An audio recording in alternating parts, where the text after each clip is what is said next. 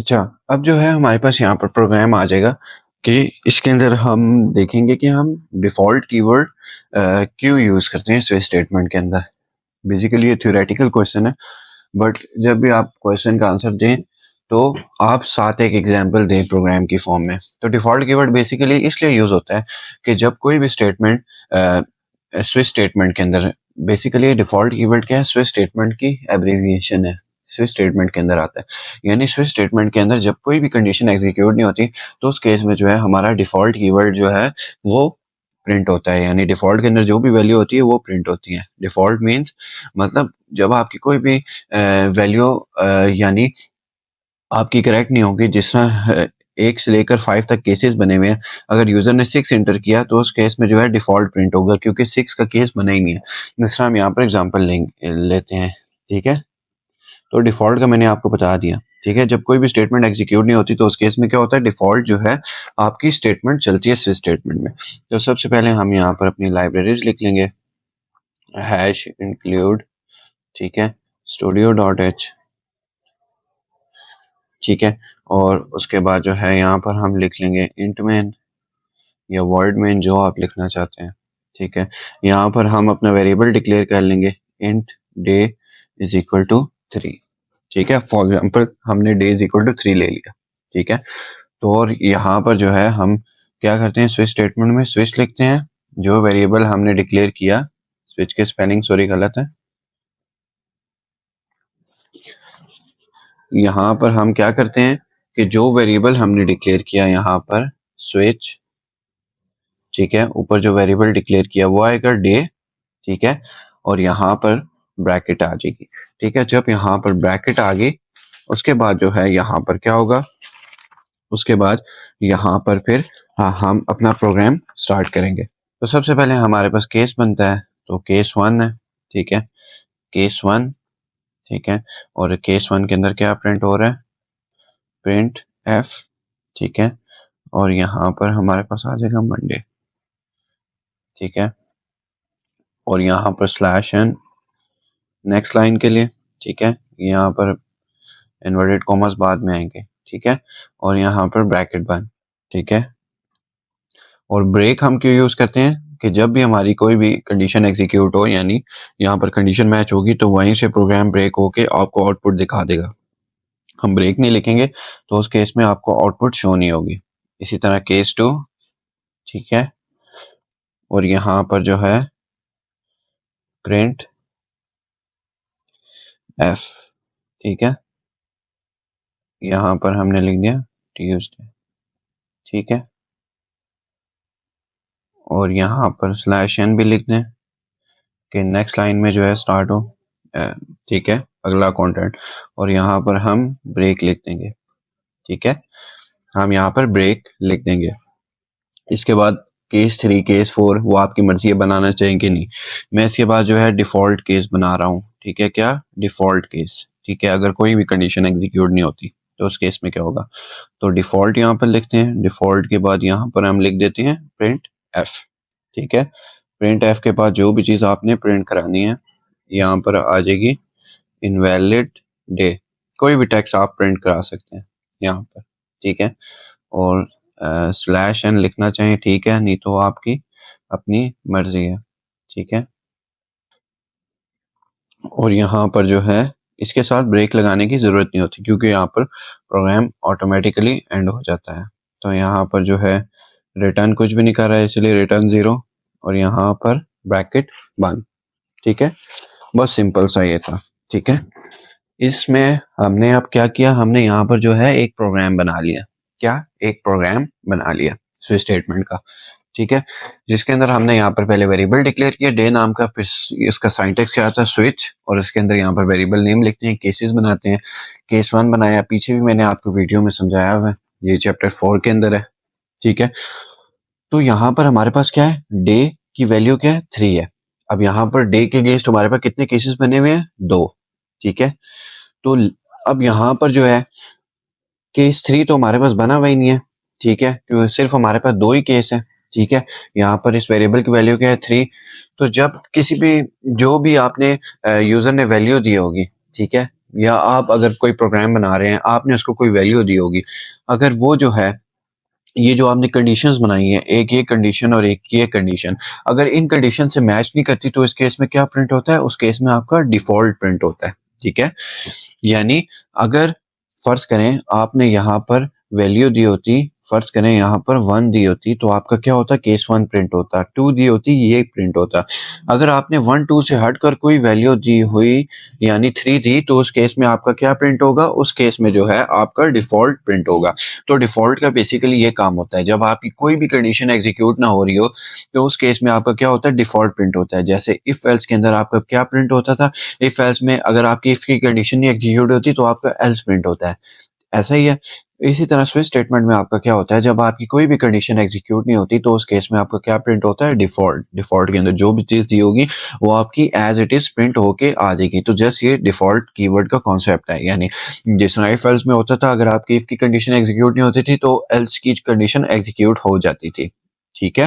तो switch statement भी ऐसा ही होता है, जो भी कंडीशंस आपने दी होती हैं, अगर उन कंडीशन में से कोई भी कंडीशंस एग्जीक्यूट नहीं होती तो उस केस में आपका क्या होता है?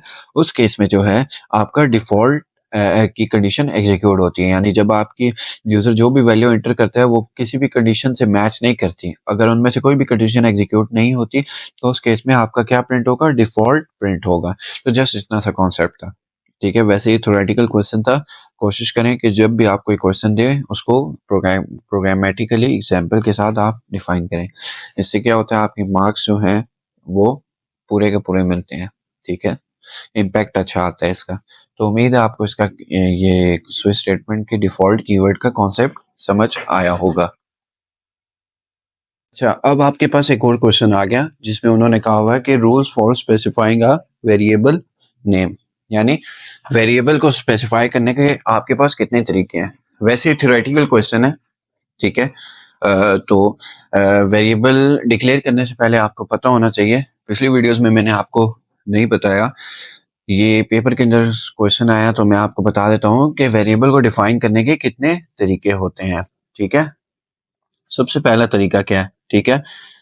वेरिएबल को जो है आप किसी भी लेटर के साथ जो है डिफाइन कर सकते हैं, ठीक है?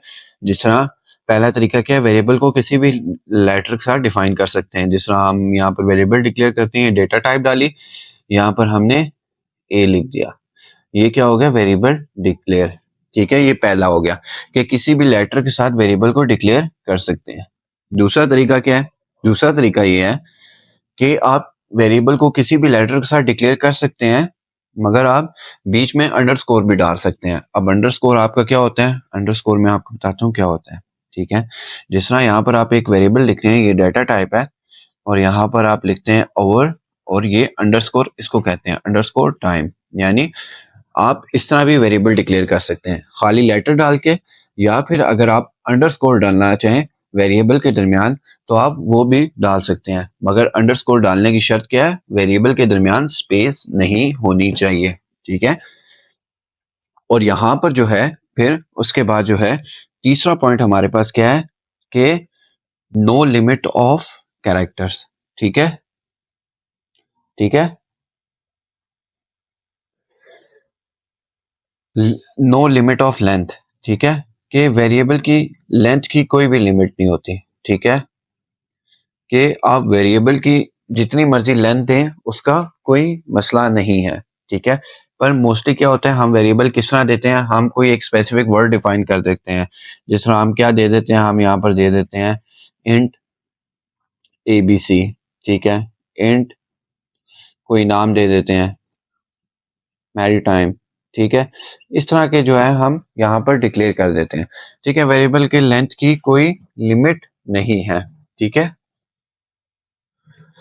तो और चौथा चीज क्या है कि आप वेरिएबल के अंदर लोअर एंड अपर केस दोनों यूज कर सकते हैं, ठीक है? चौथा हमारे पास सिनेरियो क्या है कि लोअर एंड अपर केस दोनों आप यूज कर सकते हैं। अब लोअर और अपर केस में फ़र्क क्या है? लोअर केस लेटर वो होते हैं जो आपकी स्मॉल एबीसी होती है। जिस तरह आप वेरिएबल को डिक्लेयर करते हैं, डेटा टाइप डाली इंट एबीसी स्मॉल में, ठीक है? एक ये लोअर केस हो गया, ठीक है? और अपर केस किसे कहते हैं? आप यहाँ पर वेरिएबल में कैपिटल लेटर भी यहाँ पर यूज कर सकते हैं, ठीक है? और एक और सिनेरियो क्या है कि आप वेरिएबल के अंदर यहाँ पर अपर और लोअर केस को मिला के भी आप वेरिएबल के अंदर यूज कर सकते हैं। जिस तरह यहाँ पर ए छोटा लिख रहे हैं, बी बड़ा भी लिख रहे हैं और सी छोटा लिख रहे हैं, आप यूं भी वेरिएबल डिक्लेयर कर सकते हैं, कोई इशू नहीं है। Lower case and upper case letter दोनों आप वेरिएबल के अंदर यहाँ पर यूज कर सकते हैं, ठीक है।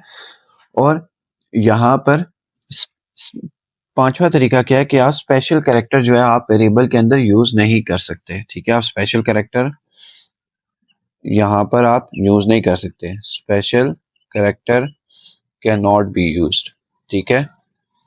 Special character can not be use. Special character आपके कौन से होते हैं? हैश होता है, एट द रेट होता है, ठीक है, और आपका क्वेश्चन मार्क होता है, और भी आपके बहुत सारे स्पेशल कैरेक्टर होते हैं, ठीक है, वो आप नहीं यूज कर सकते, ठीक है। हैश हो गया, एट द रेट हो गया, आपका क्वेश्चन मार्क हो गया, ठीक है, मेरा ख्याल आपका प्लस माइनस हो गया, वो भी स्पेशल कैरेक्टर के अंदर ही इन्वॉल्व होता है, पर आप उसको मेक श्योर कर लेना।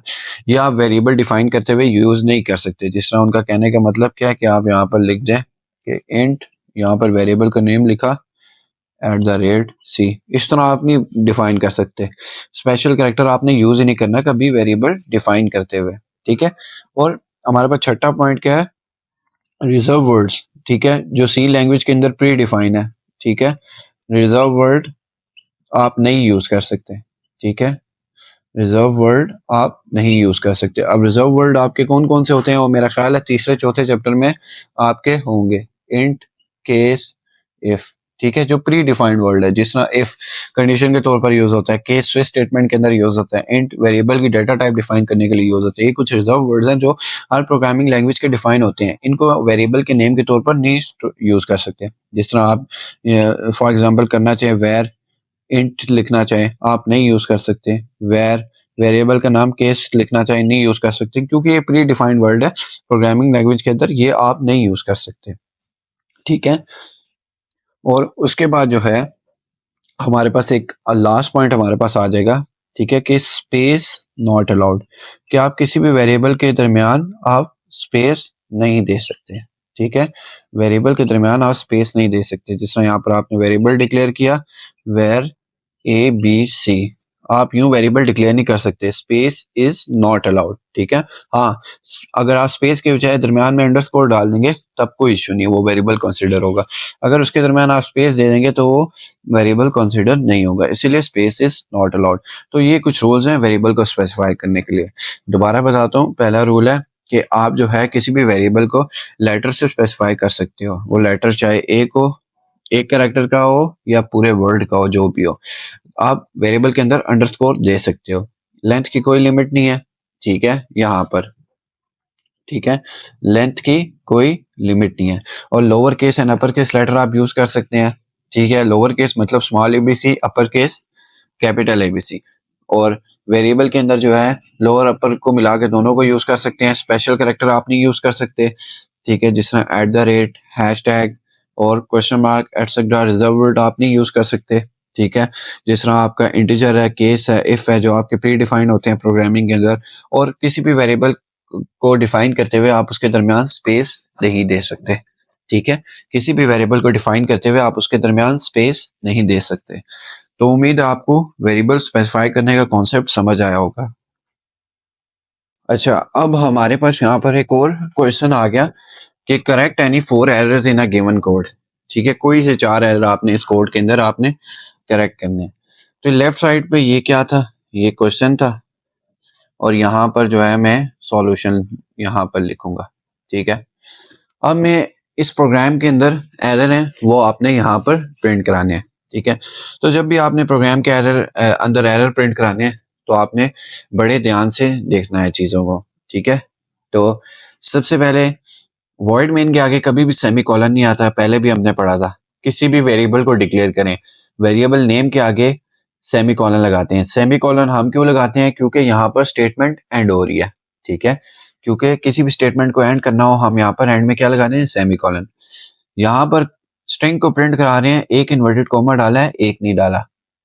स्कैन एफ के अंदर यहाँ पर एंड डी नहीं आता, परसेंट डी आता है। और जब भी स्कैन एफ फंक्शन के अंदर किसी भी वेरिएबल को प्रिंट कराते हैं आउटपुट के लिए, क्योंकि जब प्रोग्राम एग्जीक्यूट कर रहा होता है, यूजर जब वैल्यू एंटर करता है, तो स्कैन एफ फंक्शन जो है क्या करता है, उस वैल्यू को जो है आउटपुट कराता है, तो एंड आता है उस वेरिएबल को डिफाइन करने से पहले। और कंडीशन के बाद सेमीकोलन नहीं आता, सेमीकोलन लग जाए तो यहाँ पर सिस्टम समझता है कि यहाँ पर स्टेटमेंट एंड हो गई है। तो यहाँ पर सबसे पहले हम अपनी लाइब्रेरी लिखते हैं, वही जो प्रोग्राम का फॉर्मेट है हमेशा वो आपने स्टार्ट करना है, हैश इंक्लूड, ठीक है, स्टूडियो डॉट एच, ठीक है, hash include studio dot H, ठीक है। और यहाँ पर हमारे पास क्या आ जाएगा, यहाँ पर हमारे पास आ जाएगा इंट मेन, ठीक है, इंट मेन, वॉइड मेन, जो भी आप लिखना चाहें, ठीक है।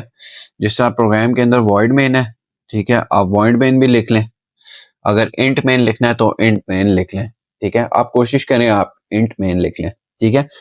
अगर आप वॉइड मेन भी लिख रहे हैं तो उसके बाद सेमीकोलन नहीं आता, तो आपने जो है यहाँ पर आपने यहाँ पर ब्रैकेट यहाँ पर लगा लेनी है, ठीक है। आपने जब यहाँ पर ब्रैकेट लगा ली, ठीक है, क्योंकि ब्रैकेट भी मिसिंग थी, ब्रैकेट थी एंड में सेमीकोलन था, ठीक है, तो सेमीकोलन नहीं लगाना और यहाँ पर आपने ब्रैकेट लगा लेनी है। तो सबसे पहले जब आपने इंटीजर डेटा टाइप डाली और यहाँ पर वेरिएबल नेम डिक्लेयर किया, क्वेश्चन में क्या था, इसके एंड में क्या था, सेमीकोलन नहीं था, शायद आपको दिख रहा हो, इसके एंड में सेमीकोलन नहीं था, तो हमेशा इसके एंड में वेरिएबल डिक्लेयर जहां भी होता है वेरिएबल के नेम के बाद एंड में सेमीकोलन आता है। फिर उसके बाद यहाँ पर एक और स्टेटमेंट थी, प्रिंट एफ, ठीक है, प्रिंट एफ। प्रिंट एफ के अंदर स्ट्रिंग हम प्रिंट करा रहे थे इंटर मार्क्स, इसका यहाँ पर इन्वर्टेड कॉमा था, यहाँ पर नहीं था, और दूसरा स्लैश एन भी हम लगा लेते हैं ताकि नेक्स्ट लाइन से हमारा प्रोग्राम हमारी अगली स्टेटमेंट स्टार्ट हो। तो यहाँ पर हम इंटर मार्क्स, ठीक है, और यहाँ पर हम क्या लिखते हैं, हम यहाँ पर स्लैश एन लगाना चाहें, ठीक है, नहीं भी लगाएं तो कोई इशू नहीं है। ये इन्वर्टेड कॉमा मिस था तो इसीलिए हमने यहाँ पर इन्वर्टेड कॉमा लगा दिया और एंड में यहाँ पर सेमीकोलन लगा दिया। यहाँ पर स्ट्रिंग में इन्वर्टेड कॉमा मिसिंग था, तो इस केस में सिस्टम आपके प्रोग्राम में एरर दे देता। और इसी तरह यहाँ पर स्कैन एफ था, ठीक है। अब स्कैन एफ में होता क्या है, स्कैन एफ में अब जिस तरह यहाँ पर एंड डी था, एंड डी कभी भी यूज नहीं होता, हमारे पास परसेंट डी यूज होता है। परसेंट डी बेसिकली क्या है, वो आपका है फॉर्मेट स्पेसिफायर, ठीक है। परसेंट डी क्या है, हमारा फॉर्मेट स्पेसिफायर, ठीक है, जो इंटीजर वैल्यू को रीड और प्रिंट कराने के लिए यूज होता है। तो यहाँ पर परसेंट डी हमने डाल दिया, एंड गलत था, ठीक है, परसेंट डाल दिया, ठीक है, क्योंकि परसेंट डी है, परसेंट यहाँ पर आता है, एंड नहीं आता। और यहाँ पर जब स्कैन एफ फंक्शन के अंदर हम वेरिएबल कोई प्रिंट करा रहे होते हैं तो उससे पहले क्या आता है, एंड आता है, क्या आता है, एंड आता है। तो यहाँ पर एंड आएगा और यहाँ पर वेरिएबल नेम आएगा मार्क्स, ठीक है, और एंड में सेमीकोलन। स्कैन एफ फंक्शन का काम क्या होता है बेसिकली, ठीक है, किसी भी वेरिएबल से वैल्यू गेट करता है और एग्जीक्यूशन ऑफ प्रोग्राम के दौरान जो है उसे प्रिंट करवा देता है, ठीक है। Eight the time of output scan F function user से वैल्यू गेट करता है और फिर उसके जब वैल्यू गेट करता है उसके बाद कंडीशन से कंपेयर करता है। इसी तरह हमारे पास यहाँ पर इफ कंडीशन है, इसके अंदर साफ हमें मिस्टेक नजर आ रही है कि आगे सेमी कॉलन है। जब भी कंडीशन हम बनाते हैं तो उसके एंड में सेमी कॉलन नहीं होता, तो इस केस में प्रोग्राम फेल हो जाता है। जब भी सेमी कॉलन लगाते हैं तो सिस्टम समझता है, यानी कंपाइलर हमारे यहाँ पर समझता है कि यहाँ पर हमारा स्टेटमेंट एंड हो गई है। तो यहाँ पर हमारी कंडीशन कुछ यूं बनती, ठीक है, हमारी कंडीशन यहाँ पर बनती। एक और गलती यह है कि हमने वेरिएबल यहाँ पर मार्क्स डिक्लेयर किया था मगर क्वेश्चन में उन्होंने क्या दिया है, एम, ठीक है, ये भी गलती आपने देखनी है। एम आपका वेरिएबल नहीं है, जो वेरिएबल आपने ऊपर डिक्लेयर किया वही नीचे कंडीशन में देना है, वरना कंपाइलर को पता ही नहीं होगा कि भाई आप किस वेरिएबल की डिक्लेयर बात कर रहे हैं। वो कहेगा कि भाई एम इज अनडिफाइंड वेरिएबल, कि आपने वेरिएबल डिफाइन ही नहीं किया, इसलिए जो वेरिएबल हमने ऊपर दिया वही यहाँ पर डिफाइन किया है। ये भी एक मिस्टेक थी। इफ मार्क्स लेस देन 32, ठीक है, तो यहाँ पर हमारे पास क्या आ जाएगी, अगर मार्क्स 32 से कम हुए तो उस केस में यहाँ पर क्या होगा, यहाँ पर एक और गलती थी कि मार्क्स 32 से कम है तो यहाँ पर फेल की कंडीशन हो, ठीक है, क्योंकि मार्क्स 32 से कम हो ऑब्वियसली फेल ही होता है। तो यहाँ पर प्रिंट एफ, ठीक है, प्रिंट एफ यहाँ पर फेल आ जाएगा, ठीक है, और यहाँ पर एल्स की एक और बनेगी कि अगर 32 से ज़्यादा हैं तो उस केस में क्या हो, उस केस में यहाँ पर पास हो जाए यूज़र, ठीक है। और यहाँ पर ब्रैकेट बंद, और एंड में हम रिटर्न 0 कर देंगे कि ये प्रोग्राम कोई वैल्यू रिटर्न नहीं कर रहा, और ब्रैकेट बंद, ठीक है। तो आप इंट मेन लगाएं, वॉइड मेन लगाएं, कोई इशू नहीं है, ठीक है। कोशिश करें आप इट मेन ही लगा दें, ठीक है।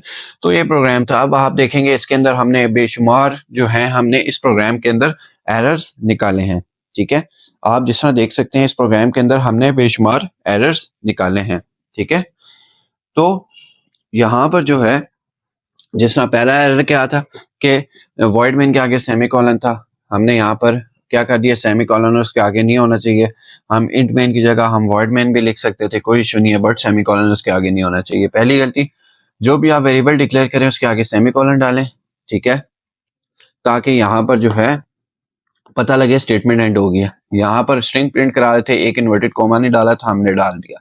स्कैन एफ में %d फॉर्मेट स्पेसिफायर है, उसके साथ एंड डाला था, हमने यहाँ पर % डाल दिया।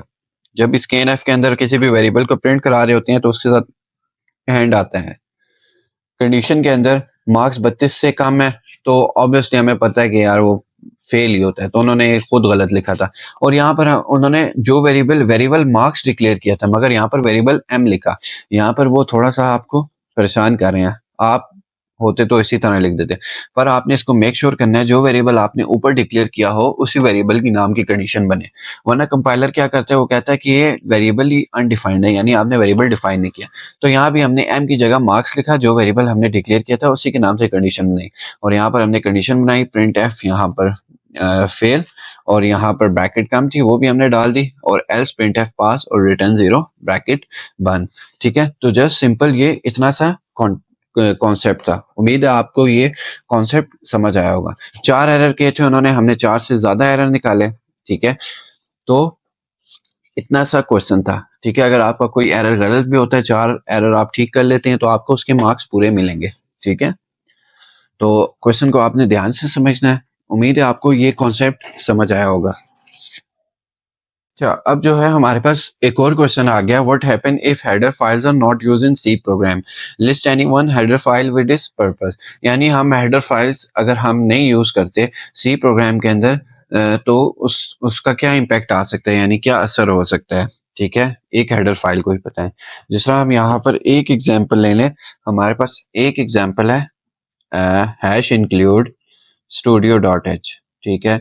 ये हमारी क्या होती हैं, ये हमारी होती हैं studio.h, conio.h, ये हमारी होती हैं हेडर फाइल्स, ठीक है। इनको हम कहते हैं हेडर फाइल्स, ठीक है। तो अगर हम हेडर फाइल जो है सी प्रोग्राम के अंदर यूज नहीं करेंगे तो हमारा जो कंपाइलर होता है, जो प्रोग्राम एग्जीक्यूट करता है, वो कुछ फंक्शंस को जो है पहचानेगा ही नहीं। जिस तरह कोई कॉन्स्टेंट्स होते हैं, कोई आपके फंक्शंस होते हैं, ठीक है, और कुछ आपकी टाइप्स होती है, यानी अगर हम हेडर फाइल को यूज नहीं करेंगे कंपाइलर क्या करेगा, कुछ आपके फंक्शंस को पहचानेगा ही नहीं, ठीक है। तो फंक्शंस आपके क्या होते हैं, ठीक है। जिस तरह हेडर फाइल के अंदर कुछ फंक्शन होते हैं, ठीक है, declaration of input and output function, ठीक है। जिस तरह आपका एक फंक्शन होता है स्कैन एफ, ठीक है, ये आपका क्या होता है, ठीक है। मैंने आपको क्या कहा था कि कंपाइलर जो है पहचानता ही नहीं आपके कुछ फंक्शंस को। हेडर फाइल के अंदर कुछ फंक्शन होते हैं declaration of input and output के, यानी जो वेरिएबल की वैल्यू, जो यूजर की वैल्यू को जो है इनपुट कराते हैं आउटपुट कराते हैं। Declaration of input and output मतलब जो यूजर की वैल्यू को इनपुट कराते हैं, ठीक है, यहाँ पे यूजर की वैल्यू का जो है आउटपुट कराते हैं, ठीक है। जिस तरह स्कैन एफ फंक्शन क्या करता है, during the execution of program user की वैल्यू को जो है इनपुट कराता है, और प्रिंट एफ यहाँ पर क्या कराता है, ठीक है, किसी भी वेरिएबल की वैल्यू को जो है आउटपुट कराने के लिए जो है प्रिंट एफ फंक्शन का यूज करते हैं, ठीक है। तो इस केस में जो है कंपाइलर क्या करेगा, आपके जो है कुछ जो फंक्शंस हैं, ठीक है, जिस तरह declaration of input and output function है जो studio.h में आते हैं, जिस तरह स्कैन एफ आता है, प्रिंट एफ आता है, और आपका गेट कैर आता है, ठीक है, गेट कैरेक्टर, ठीक है। चैप्टर 3 के अंदर जितने भी आपके फंक्शन है, ठीक है, इनको सिस्टम पहचानेगा ही नहीं, ठीक है, कंपाइलर पहचानेगा ही नहीं, ठीक है, वो इस केस में इनको अनडिफाइंड डिक्लेयर कर देगा अगर हम यहाँ पर स्टूडियो डॉट एच डिफाइन नहीं करते। ठीक है, तो declaration of input and output function जो है वो उनकी इन्वॉल्वमेंट होती है। ठीक है, तो जब हम लाइब्रेरी डालते हैं तो उसकी वजह से जो है कंपाइलर जो है इन फंक्शंस को जो है पहचानता है। ठीक है, जिस तरह हम यहाँ पर एक एग्जांपल ले लें, यहाँ पर एग्जांपल जिस तरह हम यहाँ पर लें तो एग्जांपल हमारे पास कुछ यूं होगी। तो यहाँ पर हम अपनी लाइब्रेरी डालेंगे सबसे पहले hash include studio dot H, ये हमारी क्या है हेडर फाइल आ गई। ठीक है, जिसकी वजह से जो है इसके अंदर declaration of input and output function होते हैं जो हमारी हेल्प करते हैं यूजर्स की वैल्यू को प्रिंट कराने के लिए या यूजर से वैल्यू गेट करने के लिए और उसको कंडीशन से कंपेयर करने के लिए, जिसका scan function at the time of output user से वैल्यू गेट करता है, प्रिंट एफ यूजर की वैल्यू को जो है प्रिंट कराता है during the execution of the program. तो और यहाँ पर जो है आपके पास इंट मेन यहाँ पर आ जाएगा। ठीक है, इंट मेन आपके पास आ गया और यहाँ पर आपके पास प्रिंट एफ आ गया। ठीक है, प्रिंट एफ आपके पास यहाँ पर आ गया। फॉर एग्जांपल आपने यहाँ पर लिख दिया हेलो वर्ल्ड। ठीक है, हमने सिर्फ यहाँ पर जो है एक एग्जांपल ली। ठीक है, यहाँ पर ठीक है, और यहाँ पर हमने रिटर्न 0 लिख दिया। जब भी आपने इंट मेन लिखना है एंड में रिटर्न 0 करना है कि ये प्रोग्राम कोई वैल्यू रिटर्न नहीं कर रहा। इंट मेन के साथ आप लिख लें कि जब भी आपने इंट मेन लिखना है तो उसके साथ रिटर्न 0 करना है कि ये प्रोग्राम या ये बॉडी कोई भी वैल्यू रिटर्न नहीं कर रही। इंट मेन आप हमेशा बॉडी से पहले लिखते हैं। इसके जब भी इसकी स्टेटमेंट एंड हो रही होगी किसी भी प्रोग्राम की तो उसके एंड में आपने रिटर्न 0 लिख लेना है कि ये प्रोग्राम कोई भी वैल्यू जो है आपकी रिटर्न नहीं कर रहा। ठीक है, अब ये क्या है, ये प्रिंट एफ जो है आपका, यहाँ पर मैं एक कमेंट लिख देता हूँ कि ये प्रिंट एफ जो है आपका डिक्लेरेशन फंक्शन है। ठीक है, print F is declared in studio dot H. ठीक है, जिस तरह मैंने आपको ऊपर बताया था कुछ फंक्शंस होते हैं, यानी अगर हम यहाँ पर स्टूडियो डॉट एच लाइब्रेरी नहीं बनाते, ये वाली लाइब्रेरी अगर हम लेट सपोज नहीं डालते तो उस केस में जो है कंपाइलर इसको एग्जीक्यूट ही ना करता। वो कहता है यार मुझे पता ही नहीं है ये डिक्लेरेशन फंक्शन जो आपने प्रिंट एफ डाला है जो यूजर की वैल्यू को आउटपुट कराता है ये कौन सा है, मुझे तो नहीं पता, या किसी भी स्ट्रिंग को आउटपुट कराता है। ठीक है, और अगर आप यहाँ पर जिस तरह हमने प्रिंट एफ की एग्जांपल है इसी तरह स्कैन एफ की भी सेम है, गेट कैर की भी सेम है, तो हम जो है हेडर फाइल अगर यूज नहीं करें तो उस केस में कंपाइलर जो है पहचानता ही नहीं है कि फंक्शन कॉन्स्टेंट्स और टाइप जो हैं कहीं से, ठीक है, वो किस चीज के लिए है। ठीक है, हेडर फाइल के अंदर जो है कुछ डिक्लेरेशन ऑफ फंक्शंस होते हैं। ठीक है, जिस तरह यहाँ पर स्कैन एफ है, प्रिंट एफ है, गेट कैर है। ठीक है, जो किसी भी वेरिएबल को आउटपुट कराते हैं। ठीक है, इनपुट कराने के लिए यूज होते हैं यूजर की वैल्यू को। ठीक है, जिस तरह हमने यहाँ पर एग्जाम्पल ली। ठीक है, जिस तरह स्कैन एफ, प्रिंट एफ, गेट कैर। तो इस केस में अगर हम हेडर फाइल ना डालें, ठीक है, तो इस केस में compiler in declaration of functions को पहचानेगा ही नहीं। ठीक है, और इसकी समरी क्या होगी, हेडर फाइल जो है ज़रूरी इंफॉर्मेशन जो है कंपाइलर को देता है कि जिस तरह जो है कि प्रोग्राम जो है ठीक तरीके से काम करे। ठीक है, कि अगर यूज़र जो है कोई वैल्यू प्रिंट करा रहा है तो हमने प्रिंट एफ यहाँ पर डाला और एग्जीक्यूशन ऑफ प्रोग्राम के दौरान कोई वैल्यू प्रिंट करा दी और ऊपर हमने हेडर फाइल डाल दी ताकि कंपाइलर जो है कंपाइलर को जो है प्रोग्राम बता दे कि जी के ये लिंकिंग फंक्शन है जो कोड के अंदर यूज हुए हैं।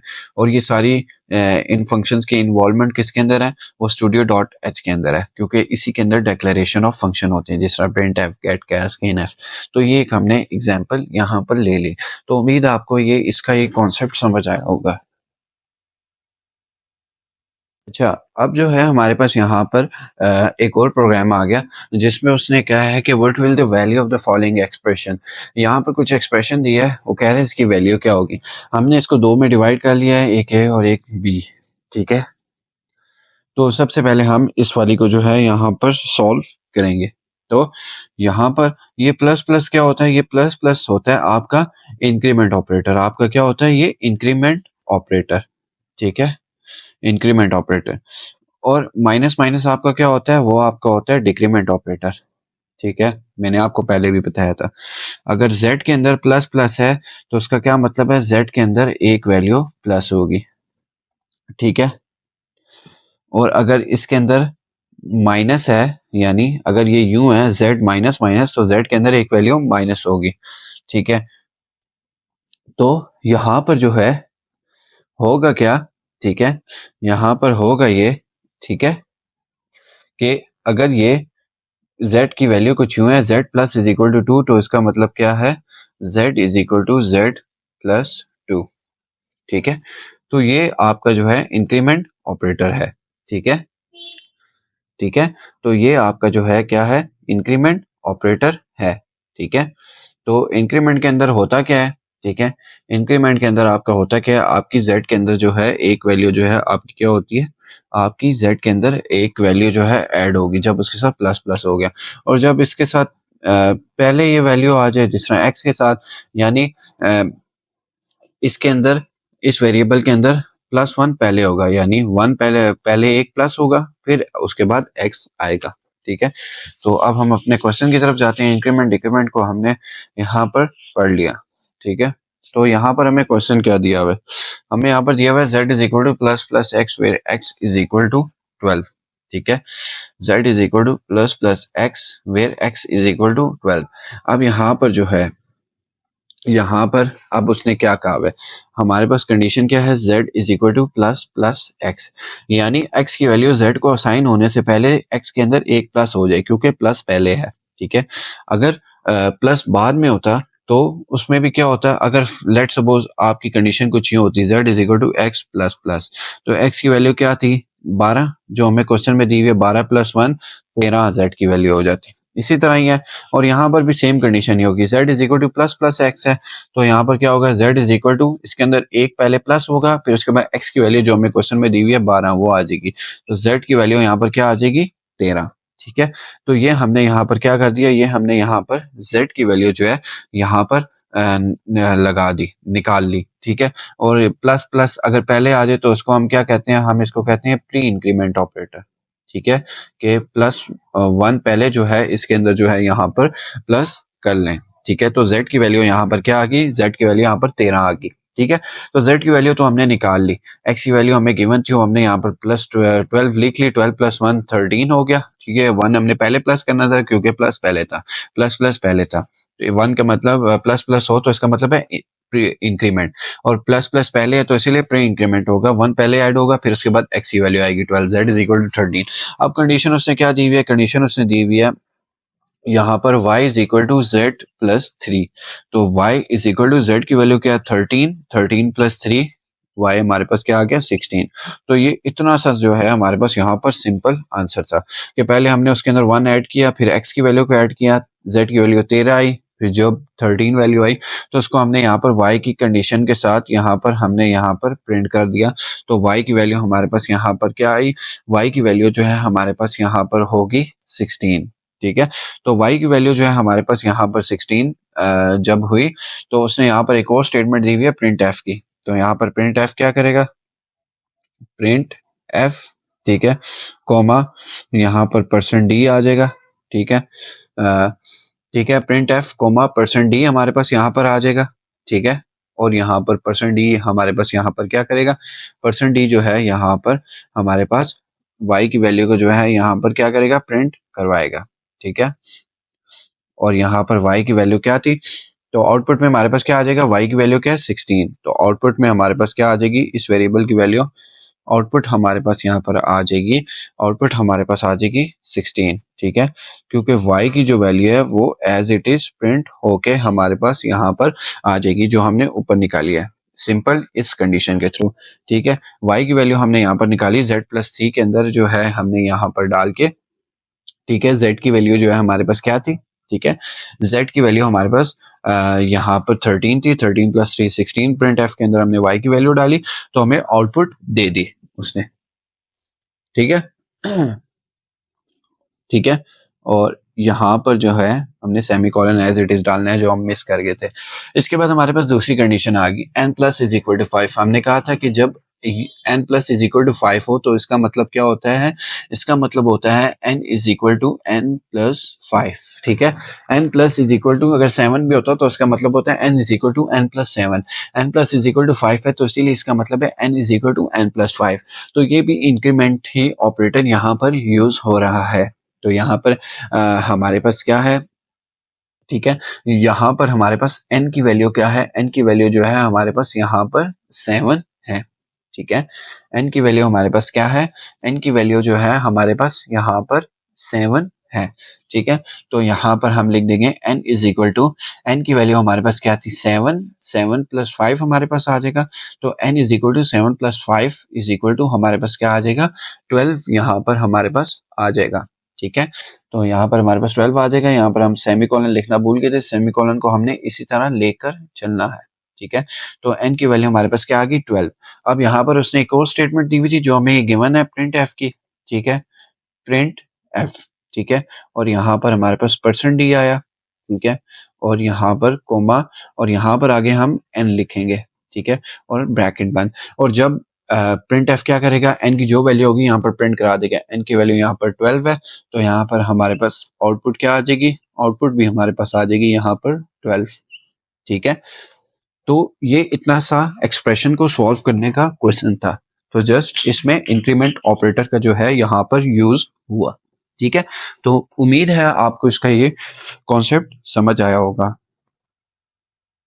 अब हमारे पास जो है यहाँ पर एक और क्वेश्चन आ गया जिसमें उसने कहा है कि rewrite the following statement using if else statement. ठीक है, तो यहाँ पर जो है हमें ये कंडीशन दी हुई है। ठीक है, तो इसको उसने क्या है कि जी इफ एल्स स्टेटमेंट के थ्रू जो है आप इसको कन्वर्ट करें। ठीक है, तो ये जो है आपकी चैप्टर 3 के अंदर थी। ठीक है, टेनरी ऑपरेटर इसे कहते हैं बेसिकली। तो टेनरी ऑपरेटर में होता क्या है, ये चीज आपकी क्या होती है कंडीशन। ठीक है, और ये चीज आपकी होती है अगर आपकी कंडीशन ट्रू हो, और ये चीज आती है आपकी अगर कंडीशन आपकी फॉल्स हो। ठीक है, तो टेनरी ऑपरेटर में बेसिकली ये चीज होती है। तो हमने इफ एल्स स्टेटमेंट के थ्रू इसको जो है प्रिंट करवाना है। तो हम इसको प्रिंट किस तरह करवाएंगे, बड़ा ही सिंपल तरीका है। तो हमने पहले ही कहा था कि ये जो है हमारी क्या होती है कंडीशन, जो इसके अंदर प्री डिफाइन होती है। तो यहाँ पर हमारी आ जाएगी इफ एल्स स्टेटमेंट हमारी किस तरह स्टार्ट होती है, इफ ए ग्रेटर देन 10। तो यहाँ पर हमारे पास ब्रैकेट आ जाएगी, क्या आ जाएगी ब्रैकेट। ब्रैकेट हमारे पास आ जाएगी, ये क्या है के वेरिएबल है जो पहले का डिफाइन है। तो के इज इक्वल टू, अगर हमारी कंडीशन जो है ट्रू होती है तो उस केस में जो है हमारा क्या प्रिंट हो, हमारा जो है यहाँ पर ये प्रिंट हो k is equal to a cross b. ठीक है, और एंड में सेमीकोलन। ठीक है, अगर एल्स हमारी कंडीशन जो है सेटिस्फाई नहीं होती तो उस केस में हमारी ये वाली स्टेटमेंट जो है यहाँ पर प्रिंट हो k is equal to a minus b, और यहाँ पर जो है हमारी ब्रैकेट बंद। ये चीज होती है कंडीशन। अगर कंडीशन सेटिस्फाई हो तो ये प्रिंट होता है, अगर कंडीशन सेटिस्फाई ना हो तो ये वाला प्रिंट होता है। फॉल्स के केस में ये वाला प्रिंट होगा। तो उसका मतलब ये है कि eight the time of output user जो भी वैल्यू एंटर करेगा उस केस में ये प्रिंट होगा। अगर वो कंडीशन सेटिस्फाई नहीं होती तो ये प्रिंट होगा। तो अभी हमारा उससे लेना देना नहीं है, जस्ट हमने इसको इफ एल्स में कन्वर्ट करना था इस टेनरी ऑपरेटर की स्टेटमेंट को। ठीक है, और इसके बाद जो है अब हमारे पास एक और साइंटेक्स आ जाएगा। ठीक है, जिसको हम पढ़ने लगे हैं अभी। ठीक है, write down the purpose of do while loop. ठीक है, and syntax of do while loop in C language. ठीक है, उसने हमें यहाँ पर एक और क्वेश्चन दिया हुआ है, purpose and syntax of do while loop. ठीक है, purpose and syntax of do while loop. तो यहाँ पर जो है हमारे पास साइंटेक्स आ जाएगा। सबसे पहले हमारे पास यहाँ पर डू आ जाएगा। डू का साइंटेक्स क्या है, ठीक है, डू व्हाइल लूप को हम कहते क्या है, डू व्हाइल लूप को हम कहते हैं पोस्ट टेस्टेड लूप। ठीक है, पोस्ट टेस्टेड लूप क्यों कहते हैं, पोस्ट टेस्टेड लूप का मतलब क्या है, हमने पहले कहा था, पहले आपको व्हाइल लूप और डू व्हाइल लूप के डिफरेंस में बताया था कि व्हाइल लूप में कंडीशन पहले चेक होती है, जबकि डू व्हाइल लूप में कब होती है, डू व्हाइल लूप में बाद में होती है। तो इसीलिए इसको पोस्ट टेस्टेड लूप कहा जाता है, क्योंकि इसमें कंडीशन जो है बाद में चेक होती है। ठीक है, यानी अगर आपकी एक बार कंडीशन सेटिस्फाई नहीं होती तो उस केस में भी आपका प्रोग्राम एक बार जरूर जो है आपका रन होगा। ठीक है, एक बार आपको आउटपुट मिलेगी, फिर उसके बाद अगर आपकी कंडीशन सेटिस्फाई नहीं होती तो उस केस में आपका प्रोग्राम टर्मिनेट होगा। यानी जो भी आपने प्रिंट कराना है, अगर आपकी कंडीशन अनसेटिस्फाई भी होती है तो उस केस में भी डू व्हाइल लूप आपको एक बार आउटपुट प्रोवाइड करेगा। और डू व्हाइल लूप को पोस्ट टेस्टेड लूप कहते हैं, क्योंकि इसमें कंडीशन बाद में चेक होती है। मैं यहाँ पर लिख भी देता हूँ, डू व्हाइल लूप को हम क्या कहते हैं, डू व्हाइल लूप को हम कहते हैं पोस्ट टेस्टेड लूप। क्या कहते हैं, पोस्ट टेस्टेड लूप, क्योंकि कंडीशन जो है इसमें बाद में चेक होती है। तो इसका साइंटेक्स क्या है, ठीक है, साइंटेक्स है डू व्हाइल लूप का, हम यहाँ पर पढ़ लेते हैं, ठीक है, जिस तरह हमने पहले भी पढ़ा था। सिंटैक्स डू व्हाइल लूप का क्या होता है, डू आता है और यहाँ पर ब्रैकेट आती है, ब्रैकेट में हमारी जो भी ब्लॉक ऑफ स्टेटमेंट है वो आती है, ठीक है, वो हम लिखते हैं। चाहे हमने वेरिएबल को यहाँ पर इंक्रीमेंट कराना हो, प्रिंट कराना हो, वो आ जाती है, ठीक है। इसको हम बॉडी ऑफ लूप भी कहते हैं, ठीक है, बॉडी ऑफ लूप, ठीक है। और यहाँ पर जो है ब्रैकेट बंद होती है, फिर उसके बाद यहाँ पर हमारी क्या होती है, वाइल, और उसके बाद फिर हमारी यहाँ पर आ जाती है कंडीशन, ठीक है। यानी इसको पोस्ट टेस्टेड लूप इसलिए कहा जाता है, पोस्ट टेस्टेड लूप हम इसे इसलिए कहते हैं क्योंकि इसमें कंडीशन जो है एंड में चेक होती है।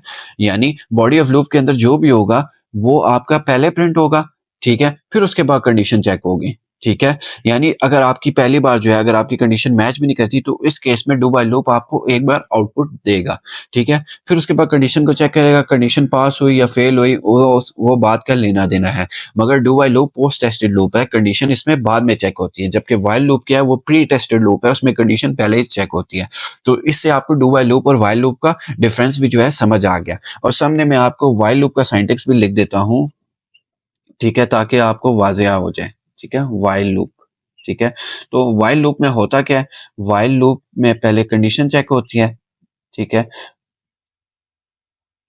और ब्रैकेट, और दरमियान में जो है ब्लॉक ऑफ स्टेटमेंट आती है, ठीक है। ब्लॉक ऑफ स्टेटमेंट या बॉडी ऑफ लूप जो भी आपका है वो आता है, ठीक है, और ब्रैकेट बंद होती है, ठीक है।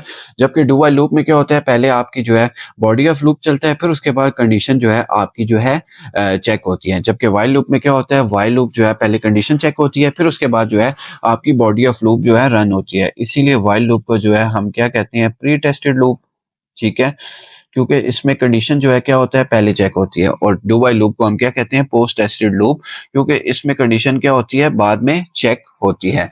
तो वैसे व्हाइल लूप यहाँ पर बनता नहीं था आपका, डू व्हाइल लूप का यहाँ पर था। मैंने आपको एक और एडिशनल एग्जांपल दे के भी जो है आपको मैंने बता दिया डू व्हाइल लूप और व्हाइल लूप के अंदर जो है डिफरेंस, ठीक है। तो उम्मीद है आपको ये कॉन्सेप्ट समझ आया होगा। अच्छा, अब जो है हमारे पास एक और क्वेश्चन आ जाएगा, ये स्विच स्टेटमेंट का एक क्वेश्चन है हमारे पास।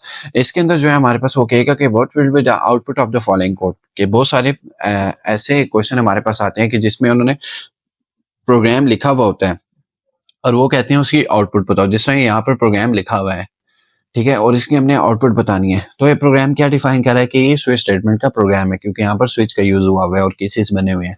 इससे आपको पता लग रहा है कि ये स्विच का प्रोग्राम है, स्विच स्टेटमेंट का। एक चीज जो आपको पता लग गई, ठीक है। दूसरी चीज जो है, अब यहाँ पर इस प्रोग्राम की आउटपुट क्या होगी। अब आउटपुट की तरफ जो है हम यहाँ पर बढ़ते हैं। तो आउटपुट यहाँ पर सबसे पहले उसने वेरिएबल डिक्लेयर किया, वेरिएबल जो है आपका इंटीजर टाइप का है, ठीक है। और यहाँ पर सेमी कॉलन ही डाला था मैंने, यहाँ पर मिस्टेकनली सेमी कॉलन ही डाला था, वो मैंने यहाँ पर डाल दिया, ठीक है। और यहाँ पर जो है उसने वेरिएबल डिक्लेयर किया है, ठीक है, स्विच, और वेरिएबल का नाम क्या है, ए, ठीक है। और वेरिएबल को उसने वैल्यू पहले असाइन कर दी है 2, ठीक है। तो इस केस में अगर जो है यूजर के अगर यहाँ पर क्या है, इस केस में अगर वैल्यू जो है वेरिएबल की 2 है, ठीक है, यहाँ पर उसने 2 वेरिएबल डिफाइन कर दी, तो उसने केस 2 बनाया, प्रिंट एफ केस 2 प्रिंट कर दो, केस 3 पर बनाया, उसके अंदर केस 3 प्रिंट करा दिया। अगर कोई भी स्टेटमेंट एग्जीक्यूट नहीं होती तो उस केस में उसने डिफॉल्ट भी प्रिंट करा दिया। तो उस केस में जो है यूजर ने वैल्यू क्या दी हुई है, वो यूजर ने वैल्यू यहाँ पर 2 दी हुई है, जो आपको दिख रही है, यानी प्रोग्राम के अंदर जो भी वैल्यू दी हुई है वो 2 दी हुई है। तो उस केस में प्रिंट क्या होगा, केस 2 प्रिंट होगा। अगर यहाँ पर 3 वैल्यू दी होती तो 3 प्रिंट होता। अगर कोई भी वैल्यू मैच ना होती तो उस केस में डिफॉल्ट केस प्रिंट होता। तो इस केस में यहाँ पर 2 वैल्यू दी है तो केस 2 यहाँ पर प्रिंट होगा। अब केस 2 के अंदर प्रिंट एफ है, तो प्रिंट एफ के अंदर से क्या प्रिंट होगा, प्रिंट एफ के अंदर से यहाँ पर केस 2 जो है यहाँ पर प्रिंट होके हमें आउटपुट में दिख जाएगा, ठीक है। तो यहाँ पर हमारे पास आउटपुट क्या होगी, आउटपुट हमारे पास यहाँ पर होगी केस 2।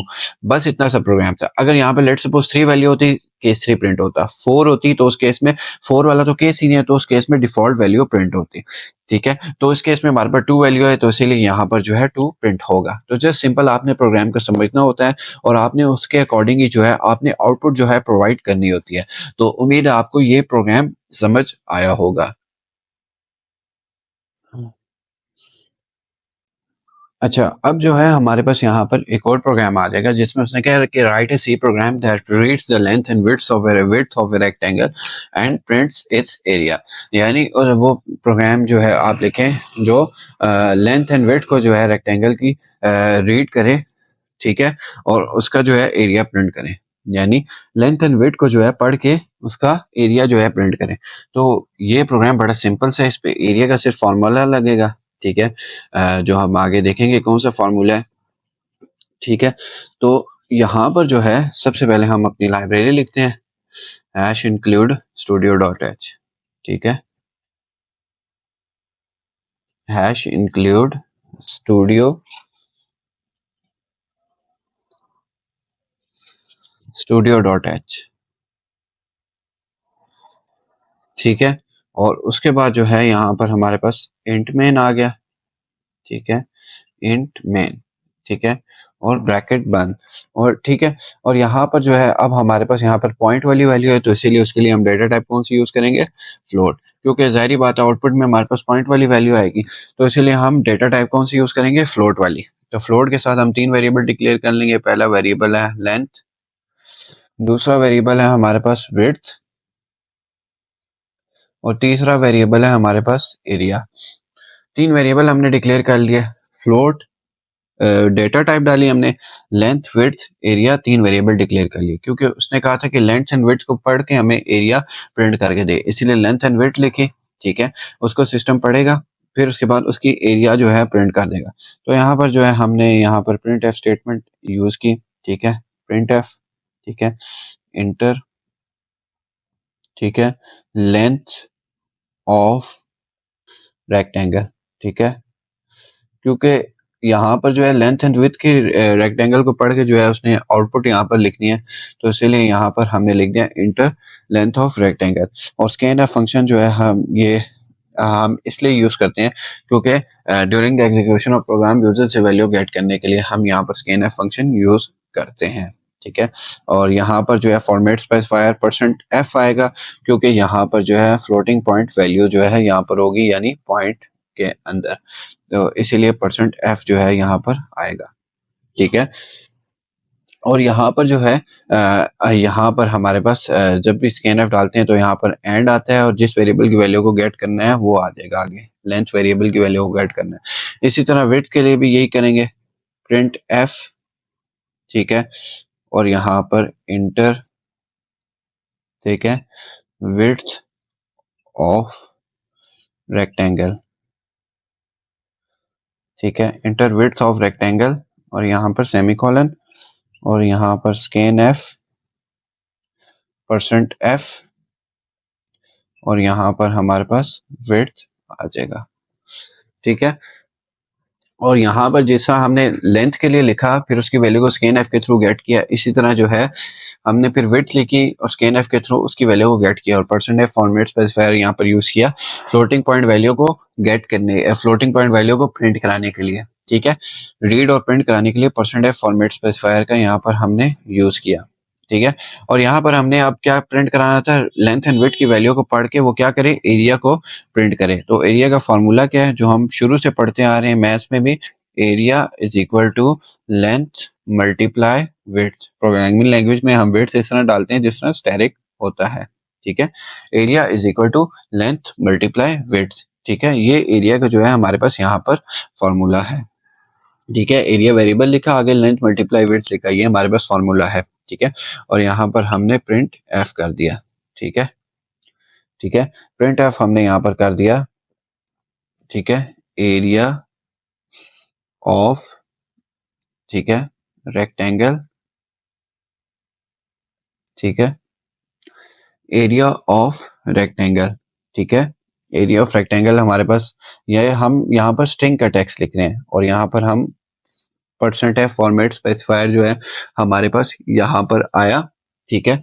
और हमने यहाँ पर परसेंट एफ फॉर्मेट स्पेसिफायर इसलिए यूज किया क्योंकि यहाँ पर जो है उसने पॉइंट वाली वैल्यू को जो है यहाँ पर प्रिंट कराना है, यानी फ्लोटिंग पॉइंट वैल्यू को जो है उसने यहाँ पर प्रिंट कराना है, ठीक है। और ये हमने यहाँ पर लिख दिया, ठीक है, area of rectangle is equal to string text हमने यहाँ पर लिख लिया, और यहाँ पर हमने ब्रैकेट बंद कर दी, और यहाँ पर एरिया वेरिएबल आ गया जिसको हमने यहाँ पर प्रिंट कराना है, ठीक है। और जब भी हम इंट मेन यूज करते हैं तो हम यहाँ पर रिटर्न 0 लिखते हैं। मैंने आपको पहले भी बताया था कि ये बॉडी या प्रोग्राम कोई वैल्यू रिटर्न नहीं कर रहा। तो एरिया ऑफ रेक्टेंगल ये जस्ट हमारा नॉर्मल टेक्स्ट स्ट्रिंग है, ठीक है। %f फॉर्मेट स्पेसिफायर इसलिए यूज किया कि यहाँ पर फ्लोटिंग पॉइंट वैल्यू को जो है डिक्लेयर करने, रीड और प्रिंट कराने के लिए यूज होता है पॉइंट वाली वैल्यू को, ठीक है। तो ये हमारा प्रोग्राम कंप्लीट हो गया। पहले हमने 3 वेरिएबल डिक्लेयर किए, डेटा टाइप फ्लोट रखी, length width area 3 variable declare किए और यहाँ पर प्रिंट एफ किया। पहले लेंथ ऑफ रेक्टेंगल लिखा, ठीक है, कि user length of rectangle enter करेगा, स्कैन एफ उसकी वैल्यू को गेट करेगा, फिर उसके बाद width of rectangle scan F value को गेट करेगा, फिर एरिया का फॉर्मूला डाला जो मैथ में है, लेंथ मल्टीप्लाई विड्थ वो डाला, फिर एरिया ऑफ रेक्टेंगल एक नॉर्मल टेक्स्ट लिखा, उसके अंदर एरिया के वैल्यू को प्रिंट कराया, जो लेंथ और विड्थ मल्टीप्लाई होके एरिया की वैल्यू बनेगी वो हमारे पास यहाँ पर प्रिंट हो जाएगी, ठीक है। तो जस्ट सिंपल सा ये प्रोग्राम था। तो ये इतना सा आपका काम था। अगर आप जो है आउटपुट लिखना चाहते हैं, ठीक है, अगर नहीं लिखना चाहते तो कोई इशू नहीं है, ठीक है, आपके मार्क्स आपको फुल मिल जाएंगे, ठीक है। उन्होंने जस्ट कहा था कि जो है यहाँ पर प्रोग्राम लिखें। अगर वो क्वेश्चन के अंदर डिफाइन करें कि आपने जो है आउटपुट लिखनी है तो उस केस में जो है आप आउटपुट जो है यहाँ पर लिखते हैं। तो यहाँ पर जो है हमारे पास आउटपुट क्या आ जाएगी, तो यूजर से जो है वो पहले कहेगा कि जी इंटर लेंथ ऑफ रेक्टेंगल, इसी तरह मैं शॉर्ट लिख रहा हूँ, ठीक है।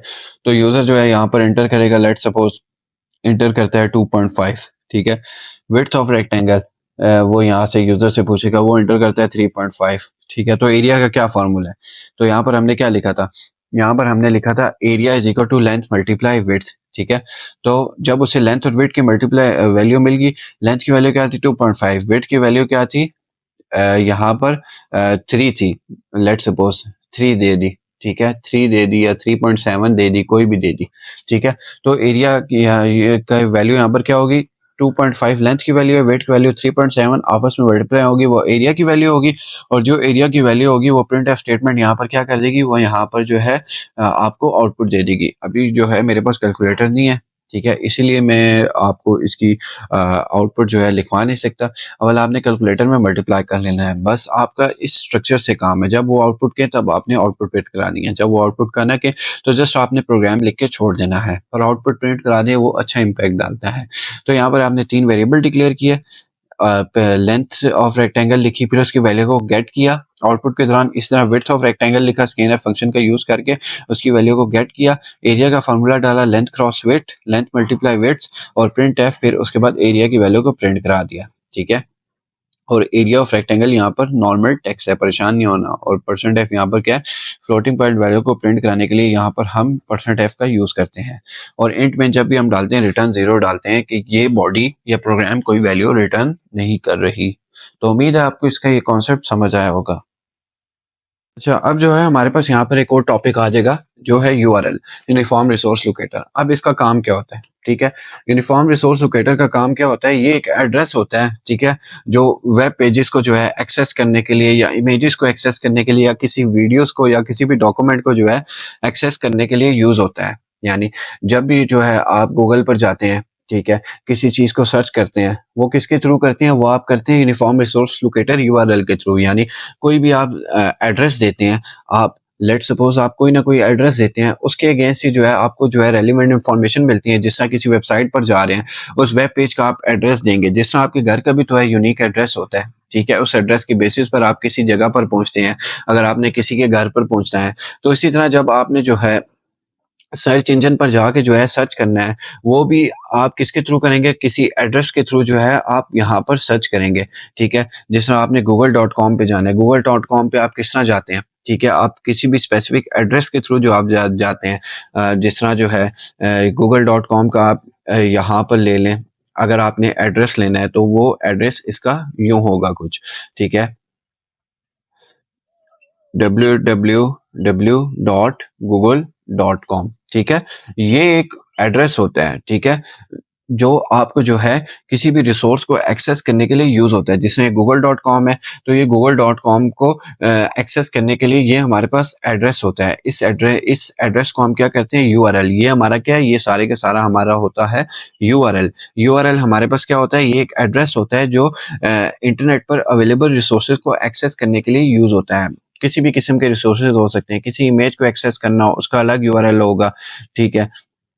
अगर किसी डॉक्यूमेंट को एक्सेस करना हो उसका अलग यूआरएल होगा, किसी वीडियो को एक्सेस करना हो उसका एक अलग एड्रेस होगा, किसी वेब पेज को एक्सेस करना हो यानी किसी वेबसाइट को तो उसका भी यूआरएल होगा, ठीक है।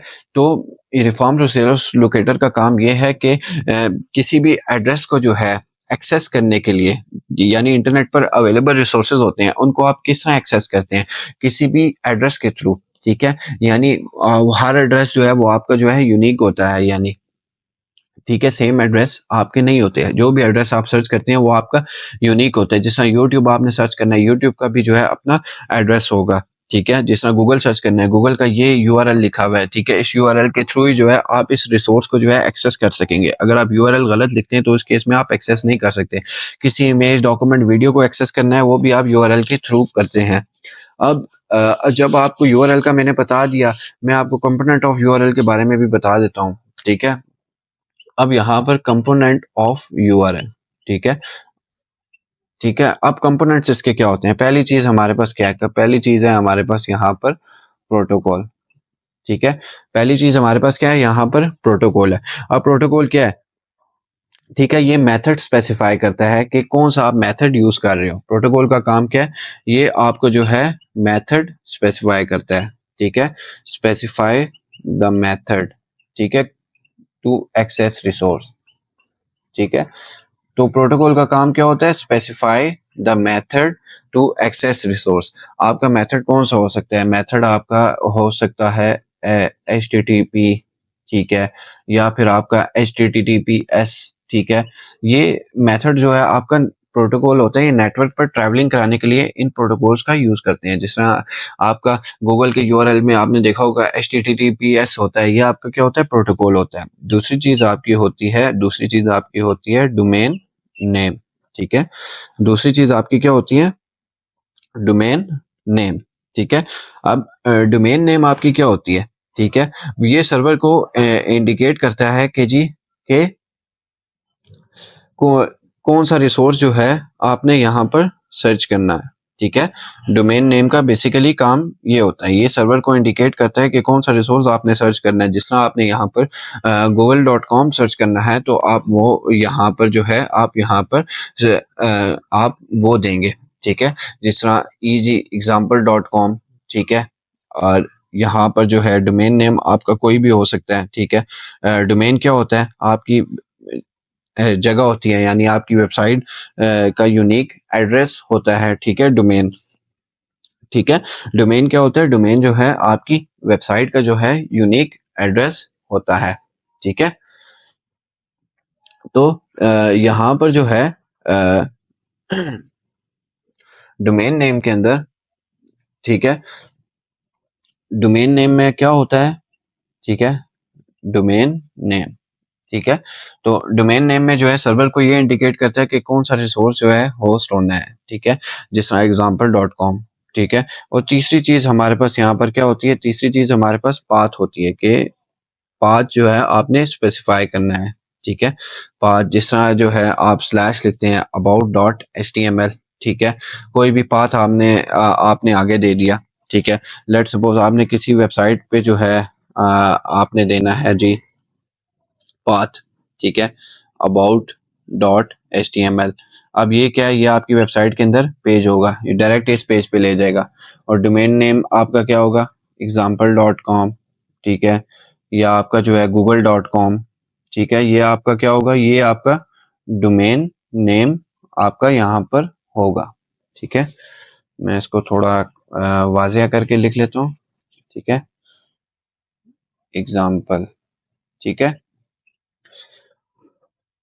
और यहाँ पर चौथी चीज जो है आपकी पाथ जो है आपका ऑप्शनल होता है, आप पाथ दें या ना दें वो आपकी अपनी मर्जी है। ये चीज आपकी क्या है, ये आपकी ऑप्शनल है, ठीक है। अगर आप पाथ नहीं देते तो उस केस में जो है कोई इशू नहीं है, वो आपको डायरेक्ट वेबसाइट पे ले जाता है, फिर आप वेबसाइट पे जाके जिस मर्जी चीज को एक्सेस करें वो आपको वहां पर ले जाएगा, ठीक है।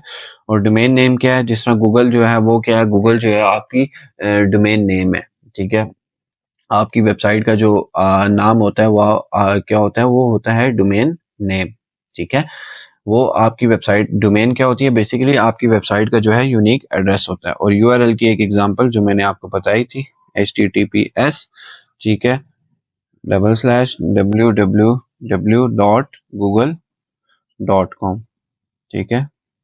ये आपका क्या होगा, ये आपका प्रोटोकॉल होता है, ठीक है, ठीक है। और ये आपका क्या होता है, ये आपका जो है डोमेन नेम होता है, ठीक है। और अगर इसके अंदर जो है आप लेट सपोज पाथ देना चाहते हैं तो आप स्लैश दे के, आप जिस तरह यहाँ पर मेन पेज का बटन है तो आप वो देते हैं, ये आपका यहाँ पर क्या होगा, पाथ, ठीक है। और पाथ आपका ऑप्शनल होते हैं, आप दें या ना दें आपकी मर्जी है, ठीक है। अगर आप खाली ये यहाँ तक देते हैं तो ये आपको google.com की वेबसाइट पर ले जाएगा। अगर आप पाथ डिफाइन भी नहीं करते तो वो डायरेक्ट आपको google.com की वेबसाइट पर ले जाएगा। पाथ डिफाइन करते हैं, उसका ये फ़ायदा है कि जो पेज आपने डिफाइन किया वो आपको उसी पेज पर ले जाएगा।